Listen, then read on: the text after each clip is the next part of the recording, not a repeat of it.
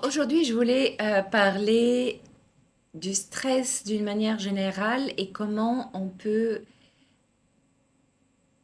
euh, naviguer des situations difficiles tout en gérant son stress et gérer son énergie. Il y a deux volets très importants dans la gestion du stress. Il y a le volet mental et il y a le volet physique. Et l'un ne peut pas fonctionner sans l'autre. C'est-à-dire que si on va se concentrer sur les pensées, ne pas être stressé, submergé par des idées négatives, de pas entrer dans cette boucle de réflexion qui va nous empêcher de dormir. Et si on néglige le corps, on va peut-être baisser le taux de stress, mais ça ne va pas le résoudre.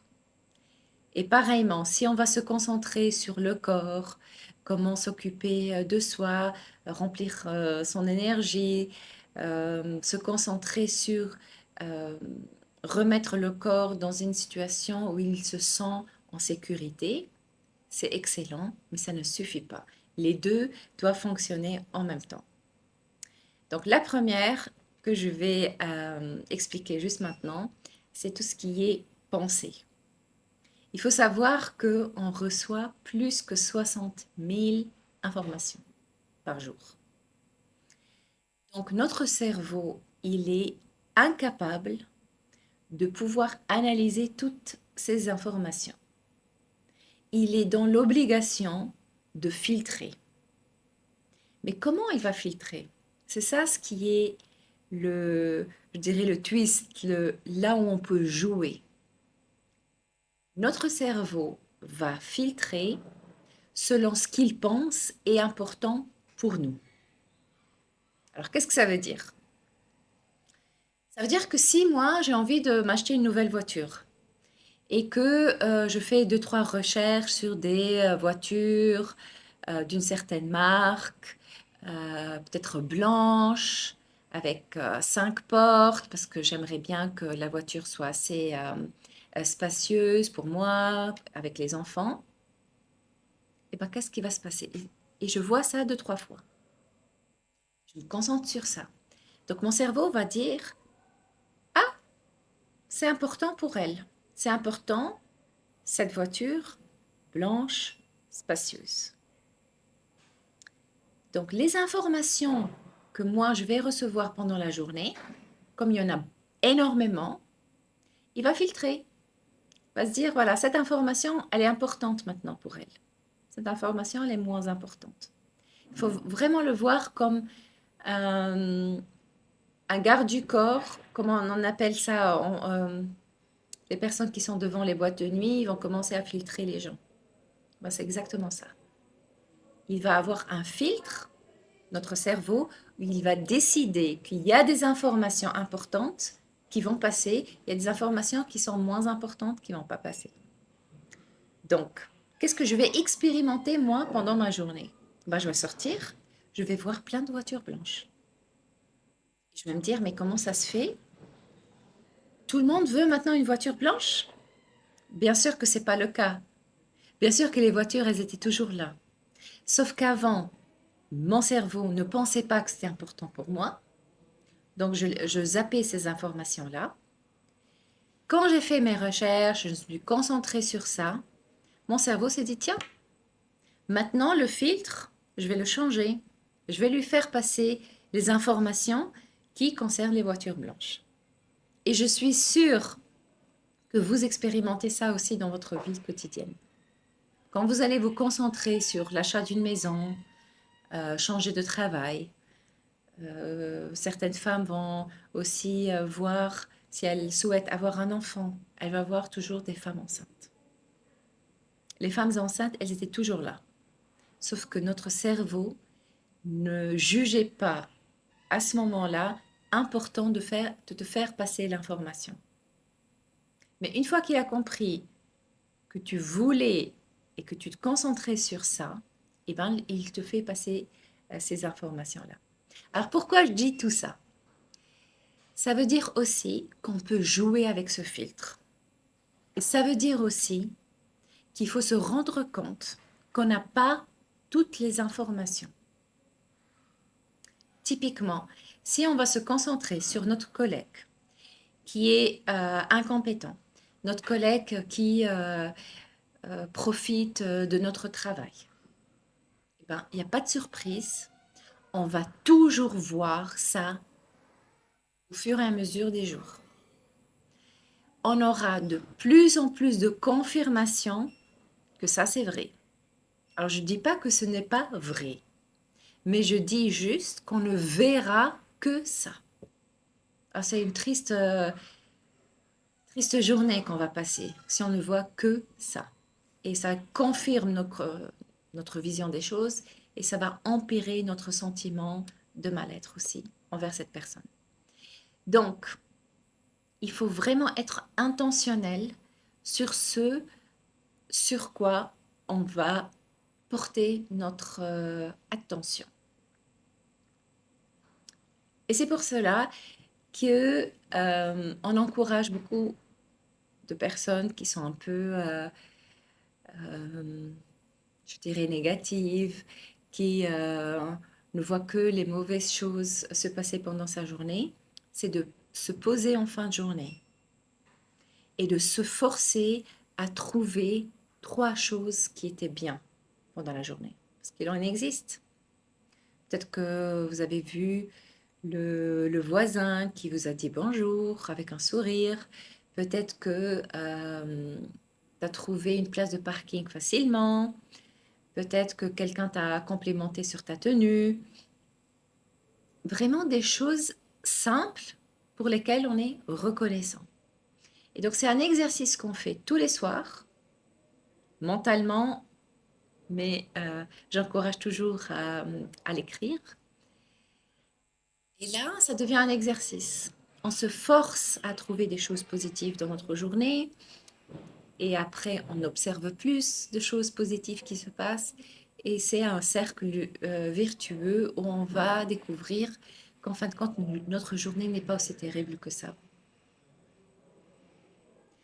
Donc ça, c'est quelque chose sur lequel je me base beaucoup quand je parle de la gestion du stress parce que rien que le fait de sentir ces pensées négatives, et donc ça va se renforcer tous les jours, et ben ça va avoir un effet aussi sur notre énergie.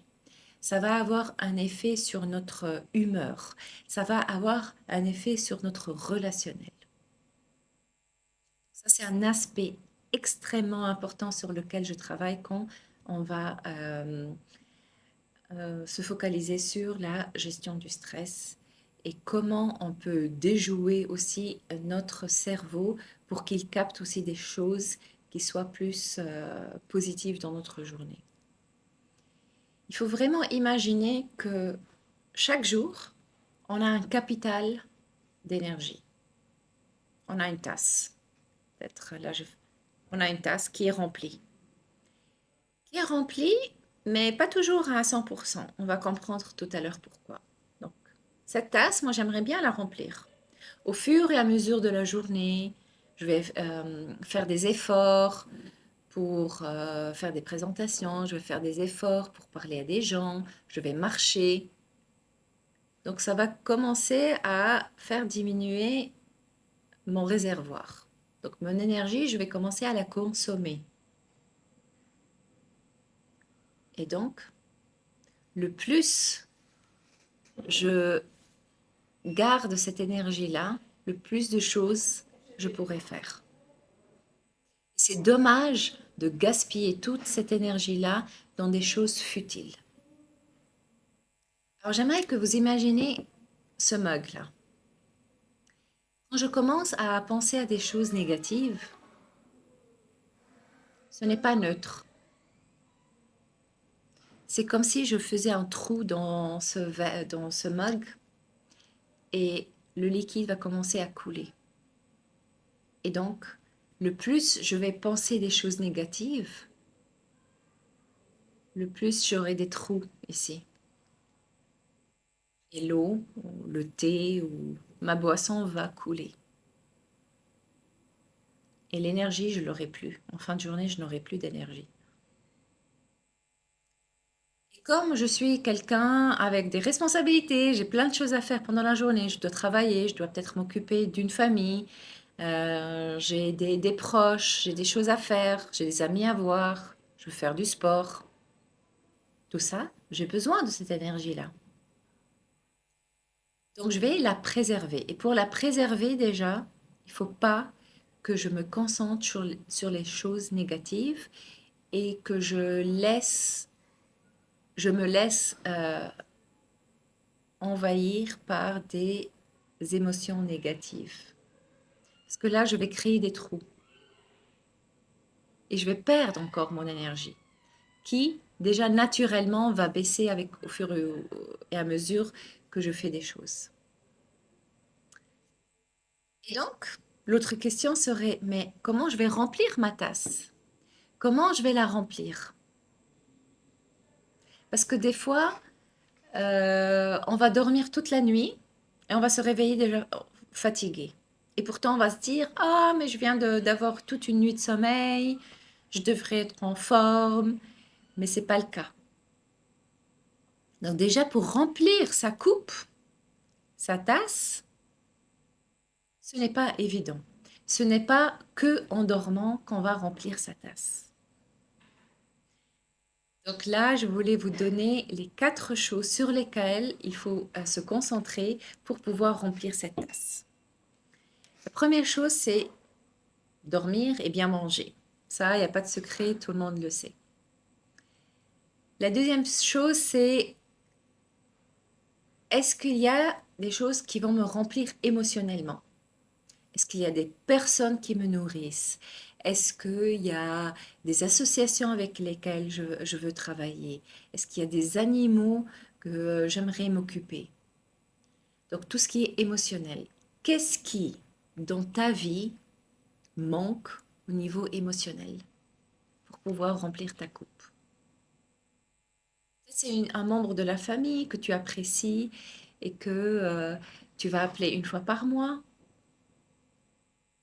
Grâce à ça, tu vas remplir ta coupe côté émotionnel. Après, il y a le côté spirituel. Alors, je ne dis pas qu'il faut avoir une religion. C'est bien si vous l'avez.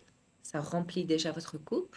Ça peut être des moments avec la nature, des moments avec vous-même, de réflexion profonde sur ce que vous êtes, ce que vous voulez être et ce que vous allez faire. Et la quatrième, c'est l'intellect. Et là, il y a des choses qui vont vous nourrir intellectuellement. Alors, je ne dis pas que c'est des choses qui sont reliées à votre travail.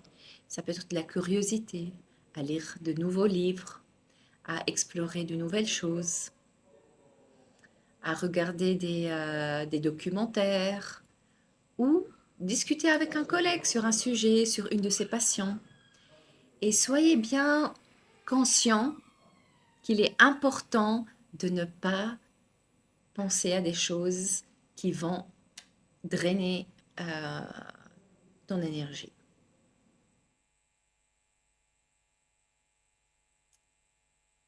Donc ça, c'est comment remplir sa coupe.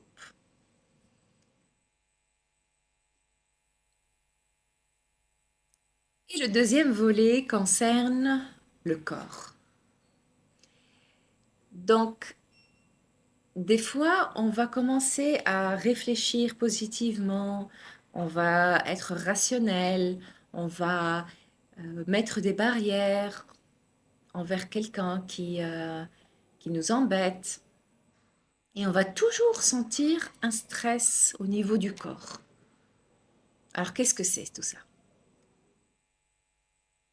Il faut comprendre qu'on a un système nerveux. Et ce système nerveux fonctionne d'une manière automatique. On ne le contrôle pas. Et c'est quoi son rôle?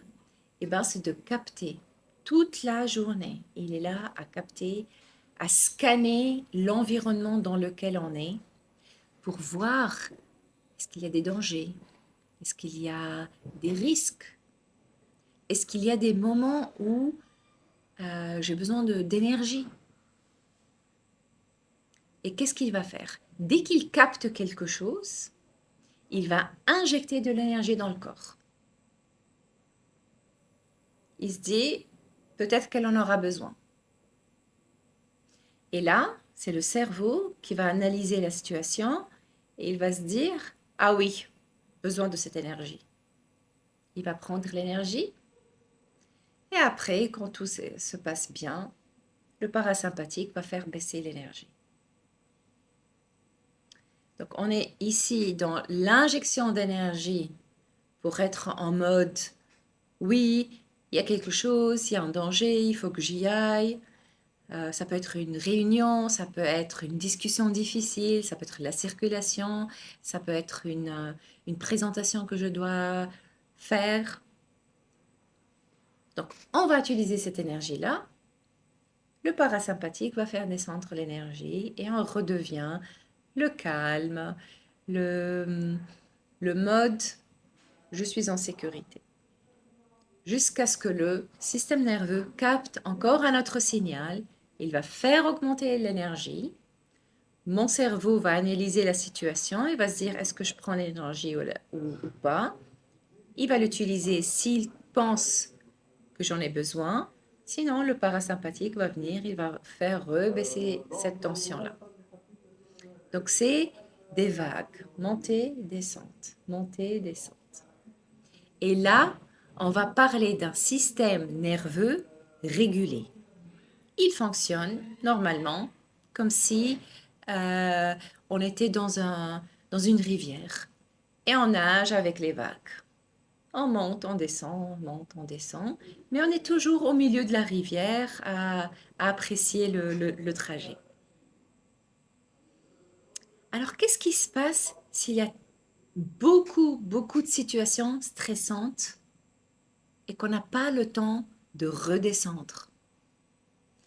Donc, imaginez qu'il y a une situation stressante qui vient, il y a un pic d'énergie, après le parasympathique va faire descendre, sauf que la situation n'est pas encore finie. Donc, le corps va encore réinjecter de l'énergie. Après, on a encore une autre situation qui va venir, elle va faire augmenter l'énergie. Et donc, on n'arrive plus à être dans une rivière où on va monter et descendre avec les vagues. Ça va être plutôt comme ça. Des sauts. Et là, on parle d'un système nerveux qui n'est plus régulé. Non régulé, dysrégulé, il y a plusieurs mots pour le décrire. Et là, qu'est-ce qui va se passer? Il y a des personnes qui seront beaucoup plus dans le pic d'énergie, donc elles vont être hyper actives, à vouloir démonter des montagnes, à vouloir être là, à se donner à fond. Ça va les fatiguer. Il y a des personnes qui seront dans le bas, et là on parle plus de un état un peu dépressif, manque d'énergie, envie de rien faire. Et on peut fluctuer entre les deux. Donc là, c'est le corps qui parle. Et c'est très important de réguler, de re-réguler notre système nerveux afin que nous puissions revenir dans un cycle naturel. Et tant qu'on n'a pas réglé le côté de cette régulation du système nerveux, on aura aussi du mal à gérer des situations stressantes. Parce qu'on n'aura plus ce flux. Il y a plusieurs techniques pour réguler notre système nerveux qui sont vraiment simples, mais que notre cerveau refuse tellement c'est simple. Ils vont me dire non, ce n'est pas pertinent, pourquoi je ferais ça? Et donc, un autre un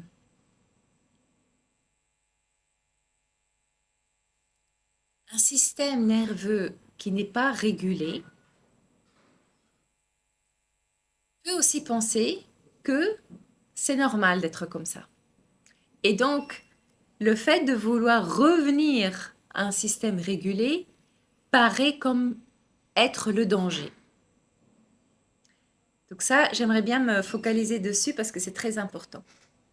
Vu notre rythme de vie, toutes les choses qui nous arrivent tous les jours, on risque de sortir de ce flux naturel et d'être plus dans un système nerveux qui n'est plus régulé, où il y a des, même si on a des petites choses qui nous arrivent, on va péter un câble, ou bien on a du mal à sortir du lit, on n'a plus envie de faire les choses. Donc ça démontre bien qu'il y a un système nerveux qui est dérégulé.